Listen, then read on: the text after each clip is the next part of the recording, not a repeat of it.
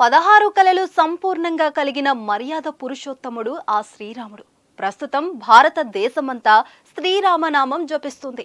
రాముడు మళ్ళీ అవతరించబోతున్నాడా, శ్రీరామరాజ్యం రాబోతుందా అన్నట్టుగా ఆ సేతు హిమాచలం రామభక్తిలో మునిగి తేలుతుంది.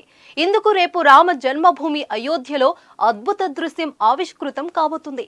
ఆ శుభ సమయం ఇంకా కొన్ని గంటల దూరంలోనే ఉంది. తేజస్ అకాడమీ స్థాపించిన 12 సంవత్సరంలో 1918 డిఫెన్స్ ఉద్యోగాలతో పాటు ఇంటర్లో రాష్ట్ర స్థాయి మార్కు సాధించి తెలంగాణ నెంబర్ 1 గా నిలిచిన తేజస్ శ్రీరాముడి ప్రాణ ప్రతిష్ఠ జరుగుతున్న నేపథ్యంలో స్వర్ణకారులు, సూక్ష్మ కళాకారులు, నేత కార్మికులు తదితరులు తమ తమ కళా నైపుణ్యాలను ప్రదర్శిస్తున్నారు.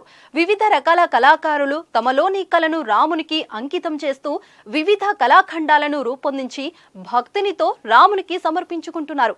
శ్రీరాముడు, సీతాదేవి, అయోధ్య రామాలయం ఇలా తమకు తోచిన నమూనాలను రూపొందిస్తూ రామాయంపై భక్తిని చాటుకుంటున్నారు.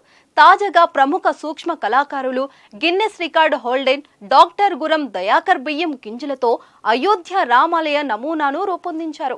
ఈ రామాలయ నమూనా రూపకల్పన కోసం డాక్టర్ దయాకర్ ఏకంగా 16,000కు పైగా బియ్యపు గింజలను వినియోగించారు. ఈ కళాఖండాన్ని దయాకర్ దేశ ప్రధాని నరేంద్ర మోదీకి అందజేయనున్నారు. ఈ కళాఖండం రూపకల్పనపై ఆయన మాట్లాడుతూ ప్రధాని మోదీ అకుంఠిత దీక్ష వలనే ఇప్పుడు రామాలయ నిర్మాణం జరిగిందన్నారు. ఇది భారతదేశానికి గర్వకారణమని, సనాతన ధర్మం గొప్పతనమని చెప్పారు. ఈ కళాఖండాన్ని తయారు చేయడానికి 60 గంటల సమయం పట్టిందని చెప్పారు. ఇంత అద్భుతమైన కళాఖండాన్ని ఇప్పటి వరకు ప్రపంచంలో ఎవ్వరూ తయారు చేయలేదని తెలిపారు. ఈ సందర్భంగా ఒక సూక్ష్మ కళాకారుడిగా, రామ భక్తునిగా ఈ కళాఖండాన్ని రూపొందించడం అదృష్టంగా భావిస్తున్నానని డాక్టర్ దయాకరావు చెప్పారు. ఇక గురం దయాకరావు గతంలో కూడా ఎన్నో అద్భుతమైన కళాఖండాలను రూపొందించారు.